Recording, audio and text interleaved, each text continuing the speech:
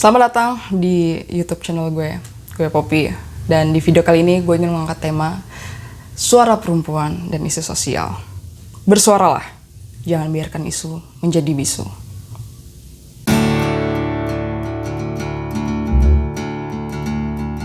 Di Manado, Sulawesi Utara, remaja berusia 15 tahun yang diperkosa oleh 8 orang laki-laki.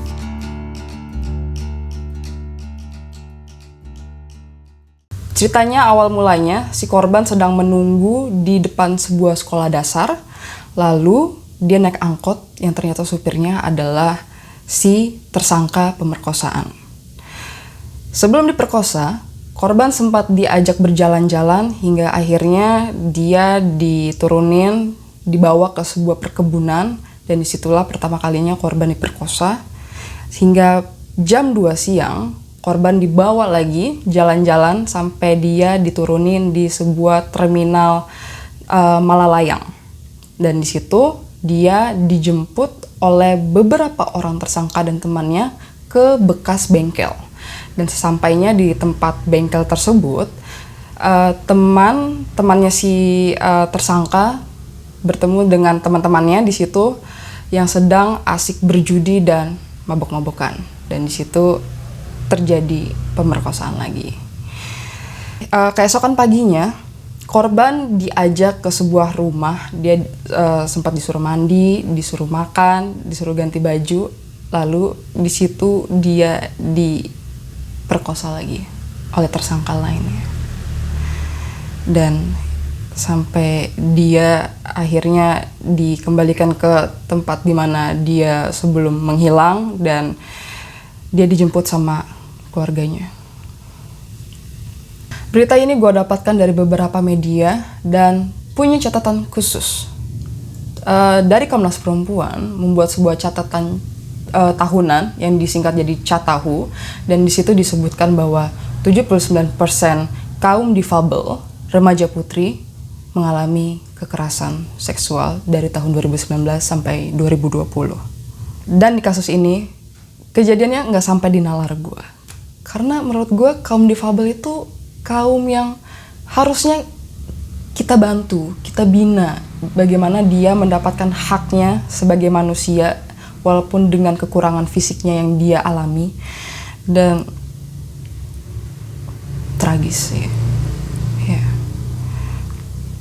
Gue tuh mikir ya, kenapa tersangka bisa kepikiran untuk memanfaatkan keadaan. Apakah karena manusia itu makhluk oportunis, jadi karena hasratnya yang tidak terbendung, tidak bisa dikontrol, dan dia ngelihat, oh ada korban yang lemah dan bisa gue manfaatkan seperti itu. Gila, nggak ngerti lagi. Why you do that?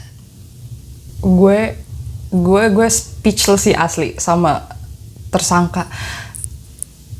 Apa ya, kalau misalnya gue menelaah pola pikirnya, apakah dia nggak cukup punya untuk mengeluarkan hasratnya gitu, atau kenapa dia nggak bisa kontrol gitu?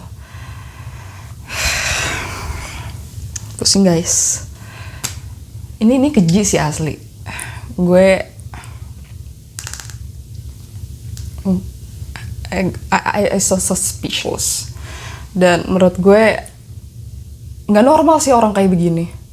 Oke lah, difabel nggak normal secara yang bisa kita lihat, tapi orang-orang kayak gini lebih parah sih nggak normalnya. Karena nggak normalnya tuh yang nggak bisa kita lihat. Dan it's so dangerous for us dalam bermasyarakat.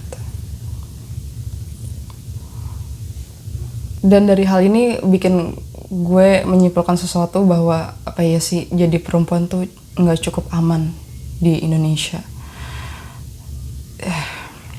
Dengan alibi yang diajak jalan-jalan lah, dicekokin lah. Gila. Sekejam itukah seorang manusia bisa menjadi? Dan nggak cuma kaum difabilitas, tapi kita sebagai perempuan wajib berhati-hati. Kalau lu mau kemana-mana dan sekiranya pergi jauh, atau mungkin saudara lu ada yang harus ditemenin, jangan sungkan-sungkan untuk menawarkan bantuan atau lu mau ditemenin nggak, ya it's so simple. Tapi karena dari hal simple itulah yang kadang kita remehin, malah akibatnya jadi gede.